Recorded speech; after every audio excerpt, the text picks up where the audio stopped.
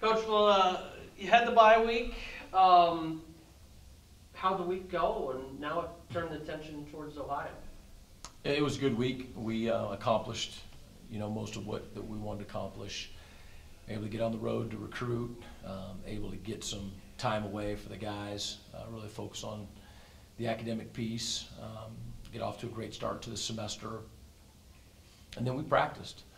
We practiced Wednesday, Thursday, Friday, and had Saturday off, and then got back after it again last night. So, our first game, we had 5 weeks or so, or you could say 8 months to prepare. And the second game was 8 days. The third game is 14.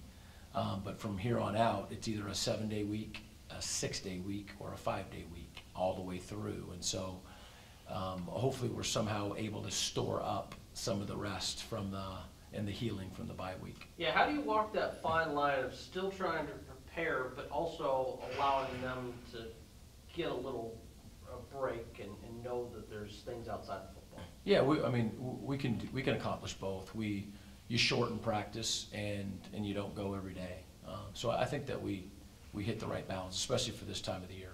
Certainly, last week was a whole lot about Rutgers and people wanting to pat you on the back. But I know after you looked at the tape, there were certainly some things that you saw and want to clean up. Is there anything now looking back that was glaring to you from looking at the tape that you want to correct? Yes, that seems like a long time ago. But even, the first thing that comes to my mind is just the way that we finished the game defensively was fantastic, but not putting them away with the ball on the 5-yard line, the blocked field goal, and the unnecessary penalty at the end. Those are all things that happen just even right at the end that we need to get much better at, for sure. We had way too many penalties again. All the things that we talked about last week, that hasn't changed, but our football team has clearly moved on from that and is into Ohio. You look at, over the weekend, some more Power 5 victories for this conference, and it just continues to be a league that people sometimes overlook. You look what Ohio went out and did against Kansas. You see what Toledo does on their side of the equation. The MAC's a really strong league so far, and they've shown it against non-conference opponents. Yeah, no question. I was listening. Coach Carey comes on the MAC call before I do, and they beat Nebraska at Nebraska, and I think something like they're 6-4. In their last 10 games against Power 5 opponents. I think it was something like that, and have won maybe 4 out of their last 5 versus the Big Ten.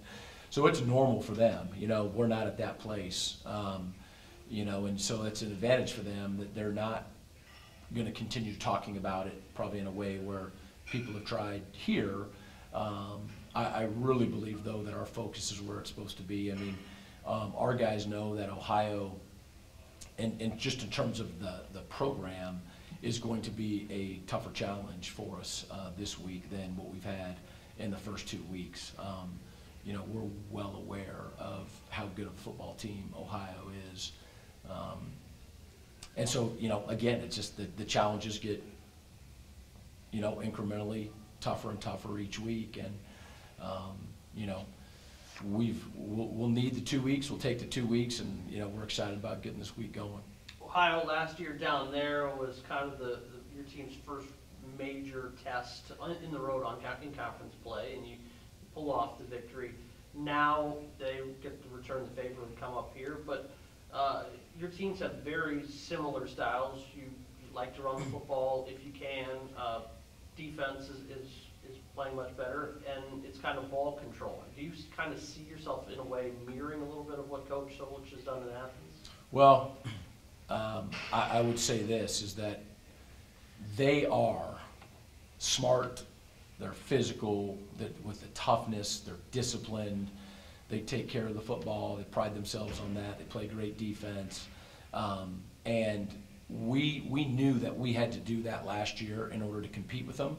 And I think, for the most part, we played that way, and that's why we were able to play with them. We have not earned that that label. You know, they've earned that label. And so do we want to play smart football? Yes. Do we have the ability to? Yes. Have we proven that we're a smart football team? No, not yet. You know, can we play disciplined football? Yes. Would people call us a disciplined program right now? You know, probably not. You know, in terms of being tough, you know, I mean, so we're still, you know, we're still forging an identity where they've earned theirs. What did you see on tape from Ohio? I know that they made a switch at quarterback, that's certainly, but they're putting up a lot of points on the scoreboard offensively. Yeah, I mean, they started number 12, you know, their junior college transfer. They still played them both. And when Sept came in, just like he did in our game last year, he lit it up. So I think this is just my opinion, to the outside, people might be talking about, you know, which quarterback and, you know, controversy, whatever. I think within their program, they just know that they've got two really good quarterbacks that both of them can play. And from my take, they're to some degree competing and making each other better. I mean, I think it's a great situation for them. So I see again, another great Ohio team. I mean, the way that they just dismantled Kansas in back-to-back years. And we've only played, you know, they've had 3 games, and so that's obviously the most recent. It's impressive. It's Hall of Fame weekend as well. 2 players that played before your time here, Walt Church and William Dulac, will come back.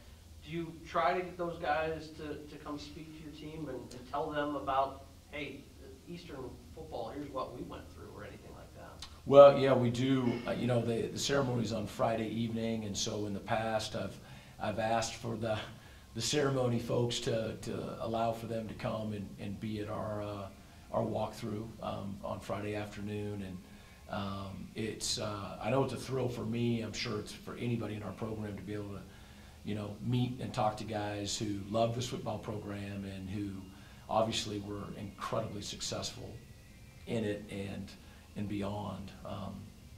I love it. You know, Hall of Fame's a big deal, and we have such a rich history of guys who, you know, have gone on, you know, to have incredibly successful careers in and outside of the NFL, and so I look forward to it. Is that kind of a mark of teams that are able to bring those guys back and continue that culture when they're able to come around? I know from your previous stops you tried to heavily get guys who were in that program involved, and seemingly here it's been a slower trickle to get those former alums to come back. Well, I mean, the Hall of Fame has been going on here, you know, for a long time, and you know, just glad that it's, you know, in the fall and on a Friday where we can, you know, home game so that we can be a part of it, you know, at least the Friday part of it. You know, each person probably has their own opinion. You know, my hope is that all football alumni know that every single one of them is welcome here anytime, and that that this is their program, and that we want them to feel and to be a part of it. I think that's really important.